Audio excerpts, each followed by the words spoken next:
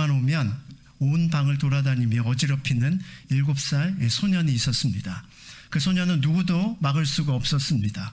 부모의 터치도 그 어떤 사람의 터치도 사실은 손을 통해 그를 바로잡을 수가 없었습니다. 어느 날 이 아이가 신체 검사를 하던 중에 충치가 발견이 되었습니다. 부모는 그때부터 고민하기 시작합니다. 이 아이를 어느 병원에 데려갈까? 여러 사람들의 주변을 수소문한 끝에 바로 아이를 잘 다루는 연세가 많은 선생님이 있다는 소식을 듣고 그 병원에 이제 찾아가게 되었습니다. 병원에 도착하고 선생님은 그 아이에게 이렇게 이야기했습니다. 아이야, 여기 의자에 앉아라. 이렇게 이야기를 했습니다. 그러자 이 아이가 당돌하게 이렇게 이야기합니다. 나를 의자에 앉히려면 내가 다 옷을 벗어버리고 말 거예요. 이렇게 이야기를 한 것입니다. 그러자 태연하게 의사가 아무렇지도 않게 그래? 그러면 옷을 벗어라. 라고 이렇게 이야기하는 것입니다. 예상치 않은 반응에 이 아이가 조금 당황하기 시작합니다. 그러자 이 아이는 최후의 수단을 동원합니다. 자꾸 그렇게 이야기하면 팬티까지도 다 벗을 거예요? 이렇게 이야기를 한 것입니다. 그러자 이 의사 선생님이 또 다시 한 방을 날립니다. 그렇게 하렴. 이 아이는 바로 서서히 자기가 이길 수 없는 존재라는 사실을 깨닫게 됩니다. 그리고 그때부터 의사의 말을 듣기 시작합니다. 의자에 앉아서 치료를 잘 받았습니다. 치료를 마치고 이 아이가 의사 선생님에게 이렇게 이야기를 했습니다. 이제 잘 말을 들었으니 저희 옷을 주세요. 너무 창피해요. 이렇게 말한 것입니다. 그러자 의사가 이렇게 이야기합니다. 미안하지만 오늘은 네 옷을 병원에 잘 보관해 놓을 테니 내일 또 오도록 해라. 라고 이렇게 이야기를 한 것입니다. 선생님과 아이의 훈련은 이렇게 시작이 되었고 이 아이는 이 선생과의 관계를 통해서 순종하는 아이로 변화될 수 있었다라는 이야기입니다.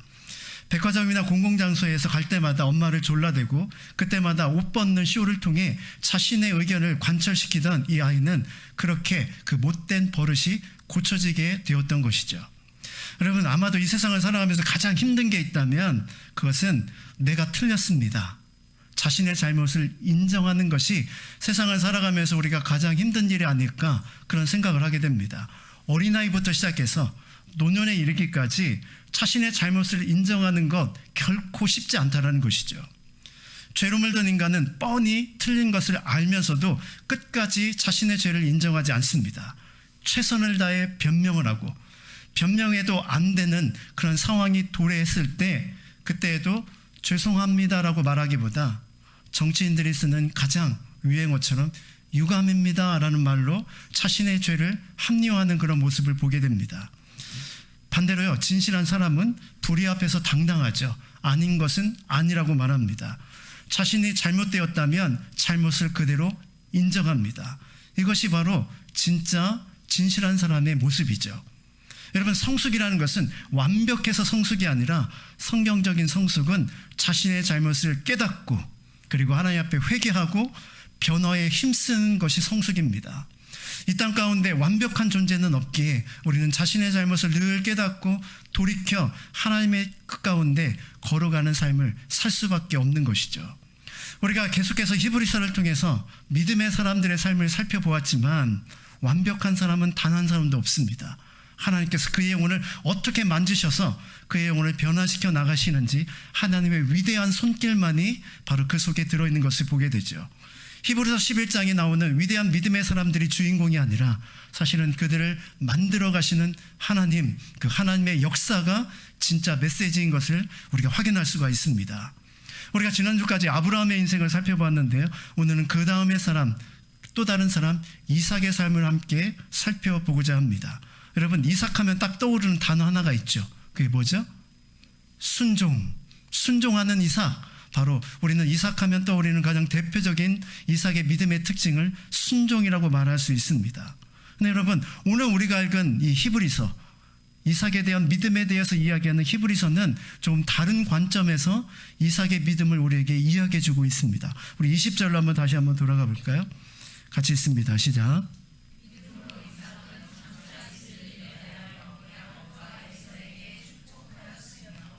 창세기는 분명히 순종하는 믿음에 대해서 말하고 있는데 히브리서는 말씀 속에 순종이라는 단어, 아니 순자조차도 언급하고 있지 않습니다.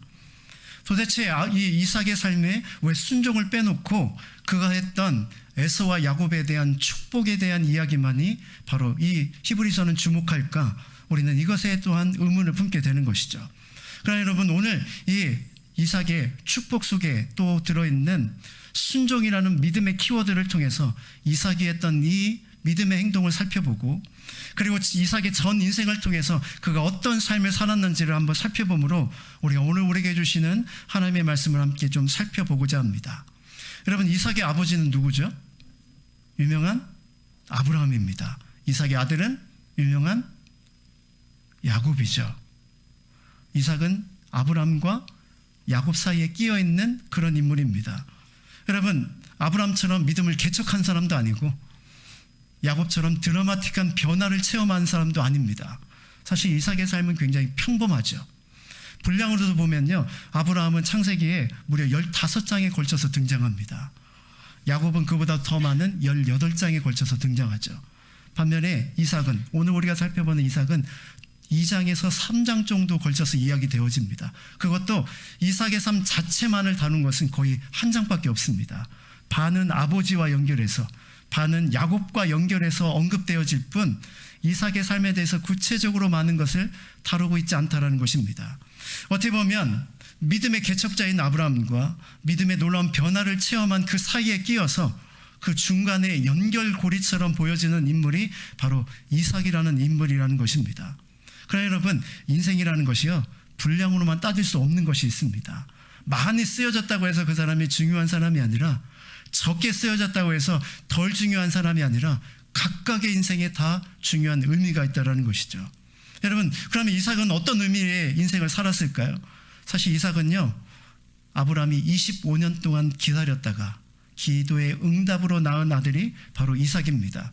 이삭의 태어남 자체가 기적이고요, 이삭의 태어남 자체가 기도의 응답이며, 이삭의 태어남 자체가 하나님의 은혜입니다.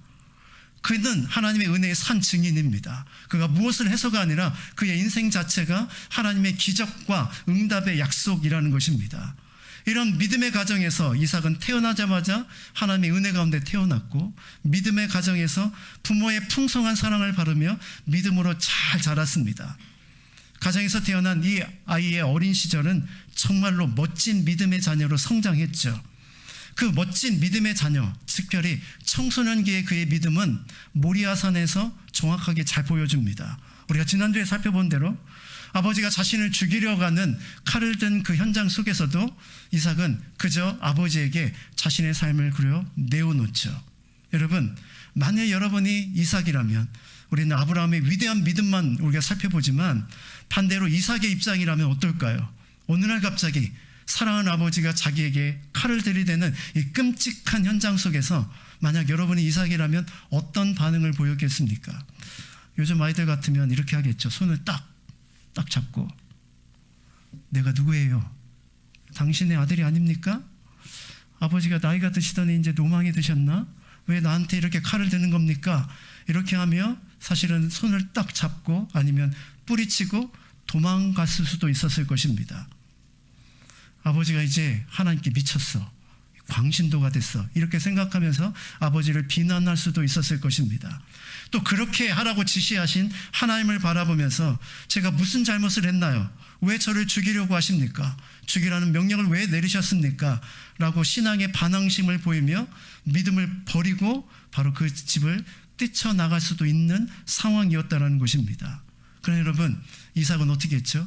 아버지에게도 하나님께도 반항적인 태도를 보이지 않았습니다. 그저 순종하는 모습으로 자신의 삶을 드렸던 것입니다.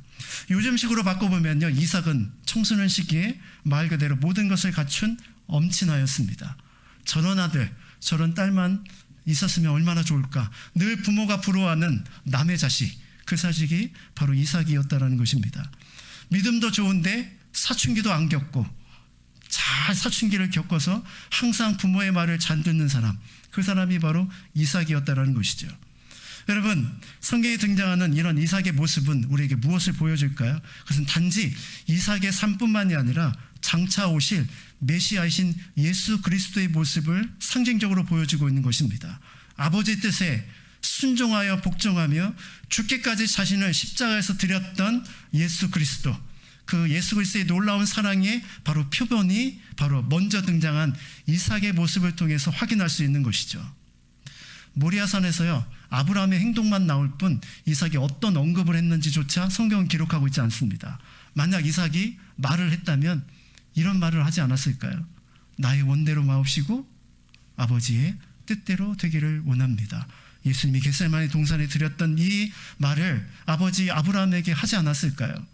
묵묵히 십자가를 지셨던 그 예수님의 모습을 우리는 순종하는 이삭의 삶을 통해서 우리가 발견하게 되는 것입니다.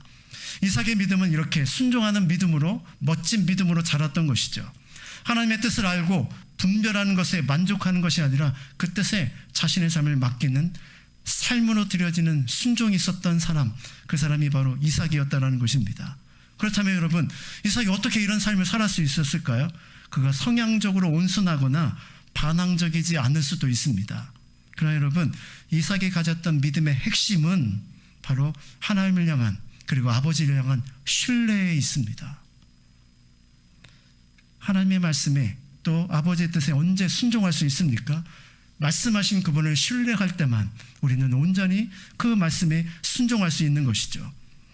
이해와 경험의 수준을 넘어서 그 말을 따를 수 있는 이유는 그 말씀하시는 분이 선하신 분임을 알기 때문입니다. 여러분, 강요나 억압으로 무엇을 따라가는 것은 순종이 아닙니다. 그것은 굴욕이고 굴종이죠. 신뢰에서 나오는 행동만이 진정한 순종이 될 수 있는 것입니다.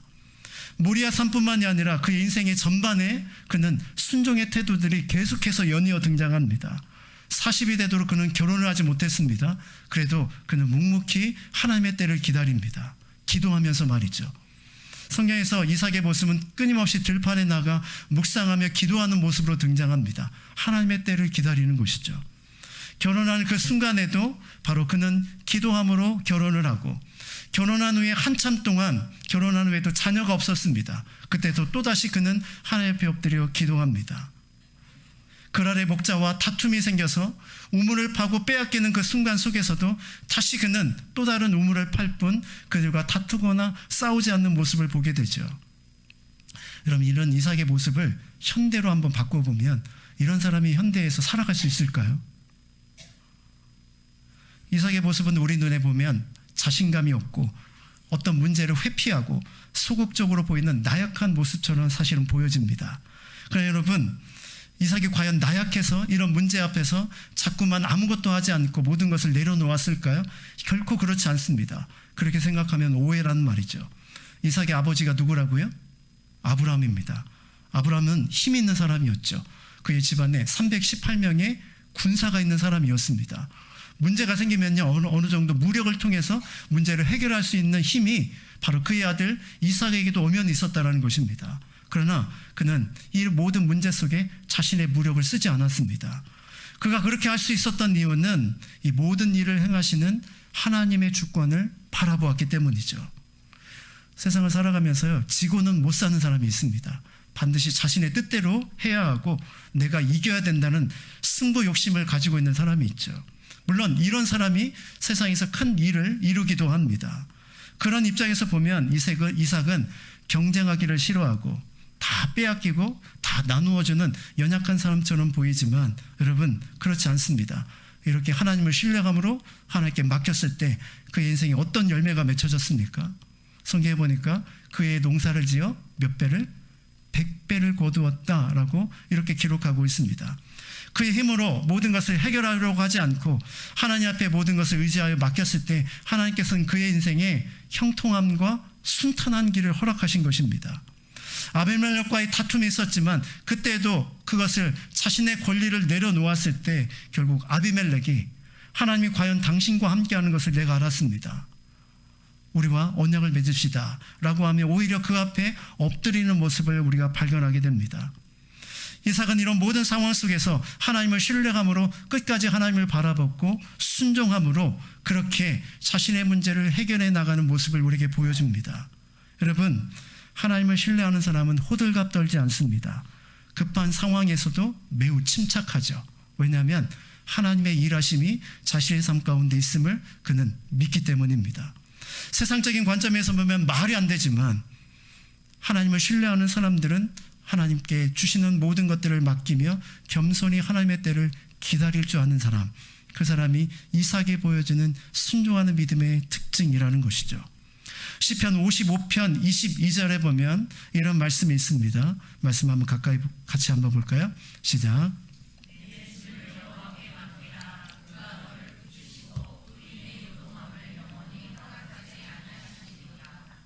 나의 짐을 맡기면 하나님께서는 의인의 요동함을 허락지 않는다. 이것을 쉽게 바꿔보면 하나님을 맡기는 영혼에게 마음의 평강과 평안으로 흔들리지 않는 인생을 살아갈 수 있게 하신다라고 말씀하고 있는 것입니다. 반면에요, 믿음이 없는 사람의 특징이 뭔지 아십니까? 조급하다라는 것입니다. 하나님께 맡기지 못하고 자꾸만 맡겼다고 하면서 다시 가져와 자기가 무언가를 하려고 시도하죠. 내 힘으로 내 생각으로 판단하고 결정하여 그 일을 행합니다. 성급한 사람은 선을 쫓지 않고 악한 방법으로도 자신의 목적을 이루고자 나서기 시작하죠. 쉬지 못할 뿐만이 아니라 종종 해서는 안 될 일을 하기도 합니다. 반면에 반드시 해야 할 일은 하지 않는 누를 범하기도 하죠. 이 사람은 자신의 삶이 늘 분주할 뿐만이 아니라 주변에서 그를 바라보는 사람도 늘 불안합니다. 어떤 사고를 칠 줄 모르기 때문이죠. 반대로요, 평안한 사람은 쉽게 요동하지 않죠. 주변의 사람에게 오히려 용기와 힘을 북돋아 줍니다. 이것이 믿음의 사람이 가지고 있는 평강의 위력이라는 것이죠. 여러분, 인간관계도 마찬가지입니다. 조급함이 결국 다툼의 원인이 됩니다. 내 의지로 누군가를 통제하려고 하고 내 마음대로 어떤 사람을 변화시키려고 하고 자신의 주장을 자꾸만 그 사람에게 개입시키려고 할 때 결국 그 관계는 변화가 아니라 오히려 다툼으로 끝나는 경우가 많다는 것입니다. 사랑하는 자매 여러분, 내 이름으로 할 수 없는 것을 겸손히 인정하시길 바랍니다. 내 힘으로 할 수 없기에 하나님의 은혜만이 나를 살게 한다는 믿음의 고백을 가지고 살아가는 사람이 그것이 참된 믿음의 사람이라는 것입니다. 지나고 나면 결코 서두를 필요가 없었는데 지금 여러분 인생에 후회하는 것들이 많지 않습니까? 그때 너무 서두르다가 내 인생이 바로 큰 실패를 경험했어. 이런 실패의 경험들이 여러분 있지 않습니까? 여러분, 서두르기보다 하나님께 여러분의 삶을 맡겨보시길 바랍니다. 리처드 포스터라는 영성학자는 이런 이야기를 했습니다. 조급함은 마귀적인 것이 아니라 마귀다. 마귀는 우리의 삶을 늘 조급하게 만들죠. 하나님을 신뢰하지 못하게 만들어 우리의 마음을 조급하게 만들고 지금 당장 뭔가를 하지 않으면 견딜 수 없는 상황으로 우리를 내몰아갑니다. 여러분, 혼자서 전전긍긍하지 마시고 하나님께 여러분의 삶의 문제를 내어놓으시길 바랍니다. 너무나도 나약해 보이지만 하나님을 신뢰하는 가운데 그분께 모든 것을 맡길 때 하나님 우리에게 평강을 주실 것이고 하나님의 때를 기다릴 수 있는 용기를 우리에게 허락해 주실 것입니다. 여러분, 지금 당장 해결해야 될 일이 있습니까? 그러면 밤을 새워 고민하시고 해결해 보십시오. 그런데도 불구하고 해결이 안 된다면 하나님 앞에 맡기십시오. 이것이 우리 그리스도인이 걸어가는 아주 단순하지만 하나님을 신뢰하는 자의 참된 믿음인 것입니다. 하나님께서 이삭의 마음을 평강과 견고함으로 지켜주셔서 약속의 때를 바라보게 하시고 형통의 은혜를 주셨던 것처럼 우리에게도 평강과 형통의 은혜를 주시기를 주님의 이름으로 축원합니다. 이삭은 이렇게요, 믿음의 좋은 부모 밑에서 신앙생활 잘하는 엄친아로 자랐습니다. 요즘식으로 바꿔보면 교회 오빠이죠. 늘 부러움의 대상이 되는 교회 오빠형, 그 사람이 바로 이삭이었다는 것입니다. 우리 부모님들이 늘 부러워하는 신앙생활도 잘하고 성격도 유순하고 그리고 윗세대에 잘 예의를 갖추며 모든 일을 잘 신실하게 잘 해내는 사람, 그 사람이 바로 이삭이었다는 것입니다. 근데 여러분, 이런 이삭도 완벽한 사람은 아니었습니다. 여러분, 이삭에는 몇 차례 큰 위기를 경험하고 실패를 경험하기도 하죠. 그 아버지의 그 아들이라고 똑같은 실수를 범합니다. 어려움이 처했을 때 아버지처럼 아내를 누이라고 속이는 엄청난 실수를 범하죠.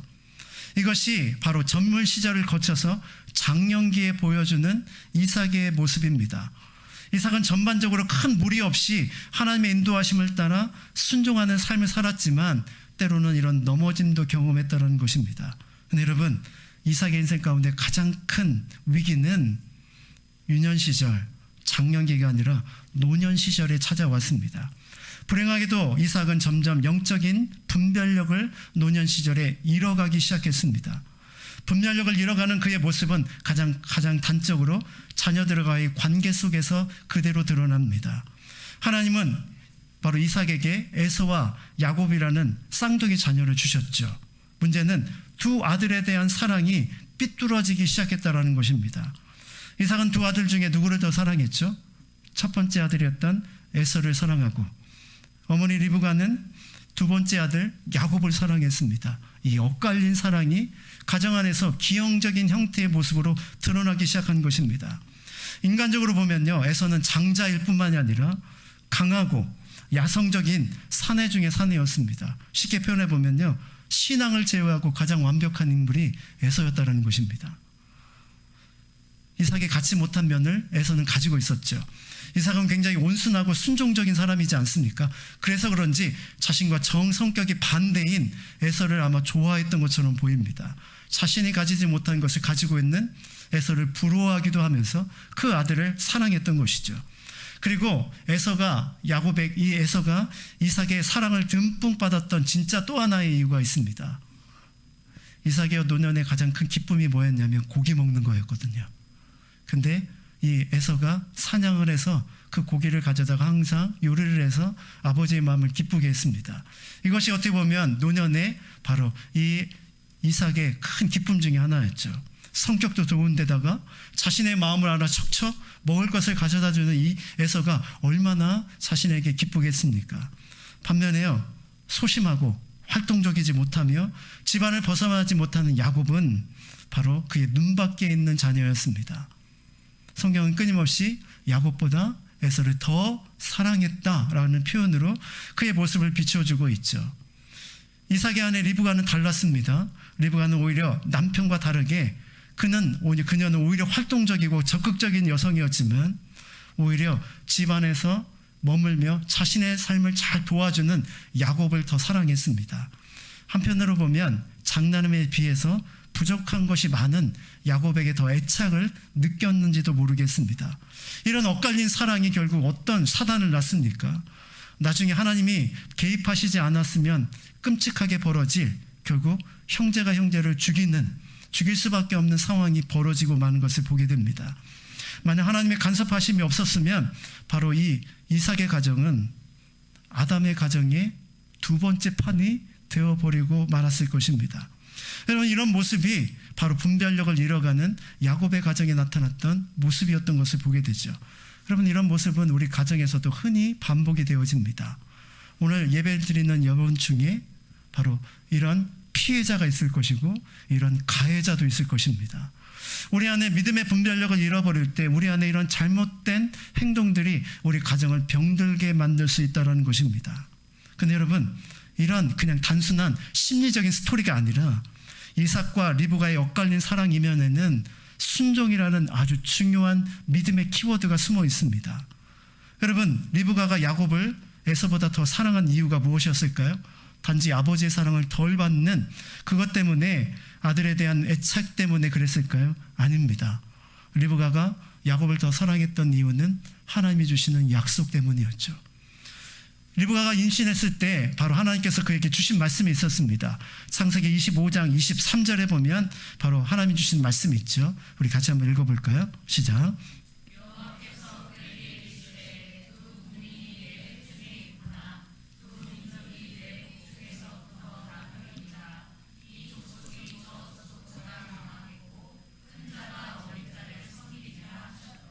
하나님의 계획은 장남이 아니라 차남인 야곱에게 있다라고 하는 그 사실을 사실 임신할 때부터 리브가는 하나님 주신 말씀으로 받고 있었던 것이죠. 왜 하나님께서 에서가 아닌 야곱이었는지 우리는 알 수 없습니다. 그러나 하나님의 계획하심은 선명하고 분명했죠. 이삭의 편애는 단순한 인간적인 편애가 아니라 하나님의 뜻을 거스리는 불순종에 해당이 됐다는 것입니다. 이삭의 실수는 한 걸음 더 나아갑니다. 자신의 죽음이 임박하자 이삭은 하나님의 말씀을 무시하고 야곱이 아닌 에서에게 자신의 모든 축복과 전 재산을 물려주기로 결정을 합니다. 이것을 알고 있었던 리브가는 에서가 아니라 야곱이 축복을 받아야 된다라고 말했을 것입니다. 그래도 이삭은 리브가의 말을 듣지 않았습니다. 조용히 에서를 불러다가 축복하기로 그렇게 결정을 한 것이죠. 그렇게 믿음이 좋았던 사람, 그렇게 순종을 잘하는 이삭이었는데 유독 자녀의 문제에 있어서는 고집불통의 모습을 보여주고 있는 이삭의 모습을 보게 되는 것이죠. 왜 이렇게 그는 고집불통의 불순종의 삶을 살게 되었을까요? 그의 노년 시절에 무슨 문제가 발생한 것일까요? 성경은요, 그의 삶에 발생했던 문제를 우리에게 알려주고 있습니다. 창세기 27장 1절에 보니까 그의 노년 시절의 영적인 상태를 이렇게 말씀해 줍니다. 같이 한번 읽어볼까요? 시작.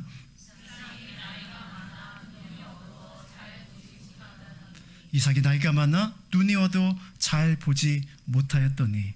여러분, 겉으로 드러나는 모습은 시력을 잃는 그런 모습처럼 보이지만요, 이것은 단지 육신의 눈만을 의미하는 것이 아니라 영적으로도 어두워져 있음을 상징적으로 보여주는 것입니다.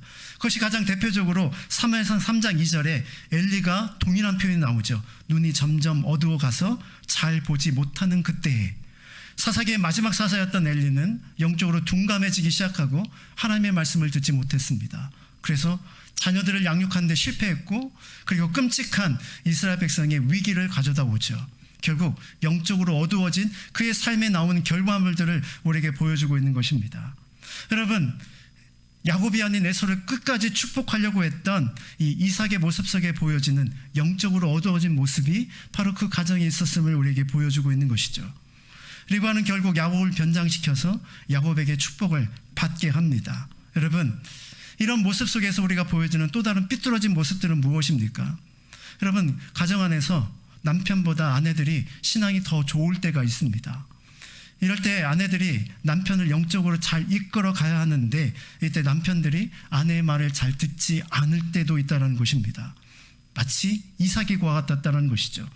이삭은 고집 없는 순종하는 사람이었는데, 남들에게는 양보도 잘하는 사람이었는데, 유독 가정 안에서만 고집스럽고 자기 주장이 굉장히 강한 모습으로 드러나는 것이죠. 다른 사람에게는 다 융통성이 있는데 아내에게만은 융통성이 없는 모습으로 등장하게 됩니다. 여러분, 오늘 우리가 살아가는 우리 삶의 현장에 보여지는 모습과 비슷하지 않습니까? 남편이든 아내이든 영적으로 어두워지기 시작하면 이런 모습의 사람이 될 수 있다는 것입니다. 가족의 리더십은 분명히 남편에게 있습니다. 그러나 여러분, 남편이 영적으로 어두워지면 그때 가정에 큰 위기가 찾아오고, 그때 깨어있는 아내가 없다면 그 가정은 무너질 수밖에 없는 것이죠. 사랑하는 여기에 있는 우리 남편분들, 이삭의 모습을 보시면서 각성하시기를 바랍니다. 고기가 아니라 깨어 기도하셔야만 합니다. 무엇을 먹을까? 이제 여름이 되어서 보신을 해야겠는데, 이런 생각하지 마시고 영적으로 하나님 앞에 깨어 기도로 엎드리는 자녀가 되지 않으면 여러분이 이삭과 같은 큰 실수를 범할 수 있다는 것입니다. 여러분, 그렇다고 해서 여러분 아내들이요, 그런 남편들을 손가락질하지 마십시오. 여러분, 누가 깨었느냐가 중요한 것이지, 그것을 지적하는 순간 나의 의가 되어지고 다툼이 될 수밖에 없는 것입니다. 사랑하는 자매 여러분, 영적으로 눈이 어두워졌던 이삭의 이 노년의 모습과 같이 되지 않고 우리는 항상 깨어있는 자로 바로 설 수 있기를 주님의 이름으로 축원합니다. 그렇습니다. 이삭, 우리의 인생 가운데 시작은 미약하지만 나중이 창대한 인생이 있고요, 거꾸로 시작은 창대한데 나중이 심히 미약한 인생이 있습니다. 불행하게도 이삭은 점점 후반부가 더 연약해진 모습을 우리에게 보여주죠. 처음이 참 중요합니다. 청소년기를 잘 지내고 믿음으로 장년기를 잘 보낸 것 정말로 중요합니다. 그러나 끝까지 믿음을 지키는 노년기의 믿음은 더욱더 중요합니다. 순종함으로 끝까지 성실함으로 걸어가 영적인 영안이 흐려지지 않고 늘 깨어있는 노년을 보낼 수 있는 그런 여러분들이 될 수 있기를 주님의 이름으로 축원합니다.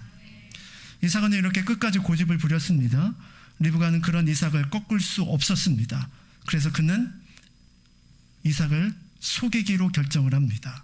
그리고 결국 그의 속임은 성공하고 에서가 아닌 야곱이 바로 이삭의 축복을 받게 되죠. 이삭은 한참 시간이 지나서야 에서가 사냥한 고기를 가지고 와서야 자신이 속았다는 사실을 그때서야 비로소 깨닫게 됩니다. 창세기 27장 33절에 보니까 이삭이 심히 크게 떨며 이르되 그러면 사냥한 고기를 내게 가져온 자가 누구냐? 내가 오기 전에 내가 다 먹고 그를 위하여 축복하였은즉 그가 반드시 복을 받을 것이니라 라고 이렇게 이야기를 합니다. 하나님의 뜻을 망각하고 육시적인 생각으로 에서를 축복하렸던 그의 계획은 완전히 실패했습니다. 사실 모리아산에서 자신의 삶을 내어 던지는 그 순종보다 자기가 사랑하는 이삭에게 축복을 주려고 했던 그것이 더 어려웠던 순종이었던 것처럼 보입니다. 이렇게요, 여러분, 어떤 것은 엄청난 보이지만 쉽게 순종할 수 있는 것이 있고 어떤 것은 굉장히 단순해 보이지만 순종하기 어려운 것이 우리 인생 가운데 있을 수 있습니다. 그래서 순종은 크건 작던 다 어려울 수밖에 없는 것이죠. 근데 여러분, 이런 불순종의 과정을 통해서 이삭이 딱 한 가지 깨달은 사실 하나 있습니다.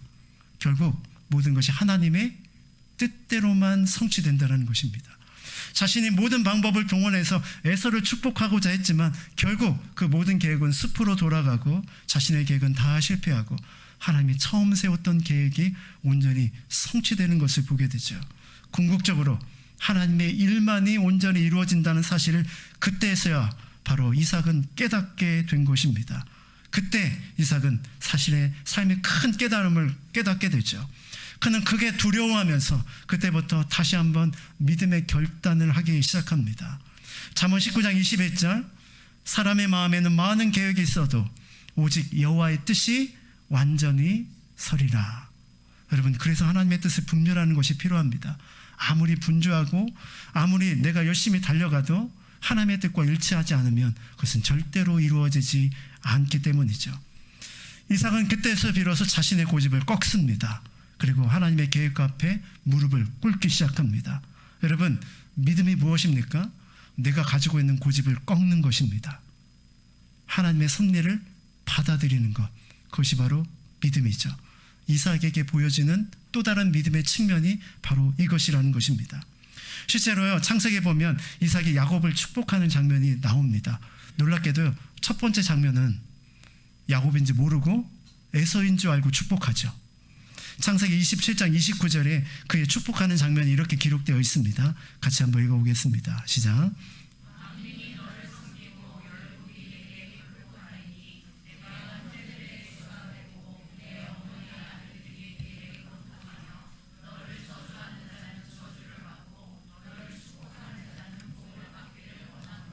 그래서 오늘 말씀과 연결이 되는 것입니다. 이삭의 축복이 별거 아닌 것처럼 보여지지만 여러분, 불순종과 순종 사이에서 하나님께서 행하시는 일을 통해서 하나님께서 어떻게 축복해 가시는지를 선명하게 보여주고 있는 것이죠.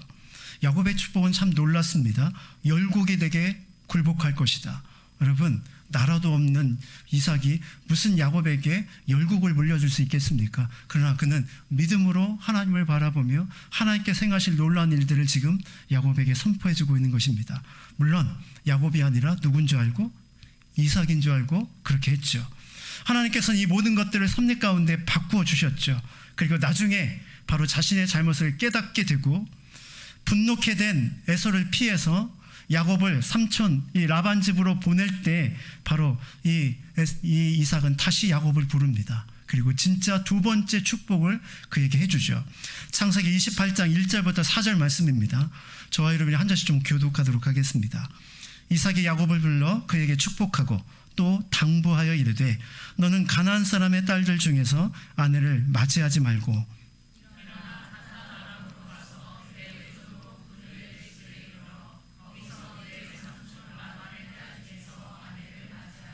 전능하신 하나님이 내게 복을 주시어 내가 생육하고 번성하게 하여 내가 여러 족속을 이루게 하시고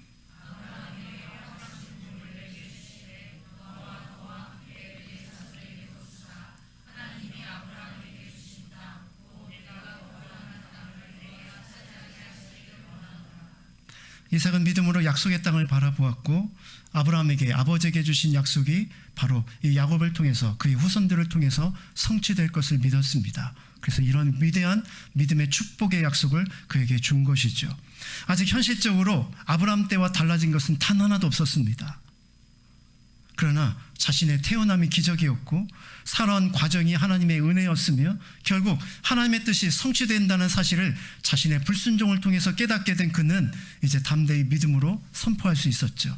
하나님의 뜻은 온전히 이루어지며 하나님의 약속은 온전히 성취되어진다. 여러분, 지금까지 살펴본 이삭의 믿음은 영웅이라고 볼 수 없는 평범한 모습을 우리에게 보여줍니다. 그러나 여러분, 이삭의 모습은 우리가 살아가는 모습이기도 하죠. 한결같이 순종하는 것 위대한 순종입니다. 그러나 잘못을 인정하고 회개할 줄 알며 돌이켜 순종하는 것 또한 위대한 믿음일 수 있습니다. 결국 마지막이 중요하기 때문이죠. 이삭은 우리처럼 평범한 삶을 살았습니다. 그런데 이삭의 이름을 하나님은 위대한 믿음의 사람이라고 말씀하고 있는 것이죠. 여러분, 그것을 어떻게 알 수 있습니까? 하나님께서 자신을 구약에서 표현하는 표현의 장면들이 종종 등장합니다.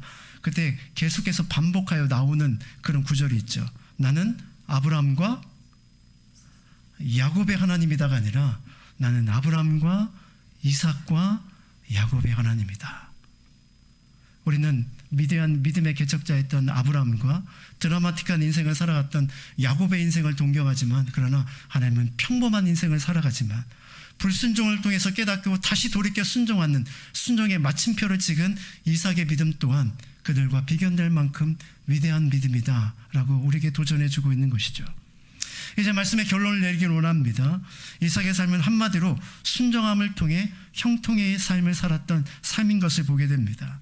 그의 형통함이 영성의 퇴보를 통해서 때로는 불순종의 삶을 살기도 했지만 하나님은 그러한 그를 결코 포기하지 아니하셨고 하나님의 개입하심과 그 하나님의 역사하심으로 어두워졌던 그의 영안을 열게 하셨고, 자신의 실수를 깨달은 이삭은 철저히 하나님 앞에 회개하며 자신의 계획을 포기하고 하나님의 뜻에 순종하는 삶으로 다시 한번 거듭날 수 있었습니다. 사랑하는 자매 여러분, 하나님을 신뢰할 때만이 얻을 수 있는 하나님께 맡기는 인생과 주 앞에 바로 나의 자신의 연약함을 깨닫고 하나님 앞에 겸손히 엎드리는 참된 겸손의 믿음, 이런 이삭의 믿음이 저와 여러분의 믿음이 될 수 있기를 주님의 이름으로 축원합니다.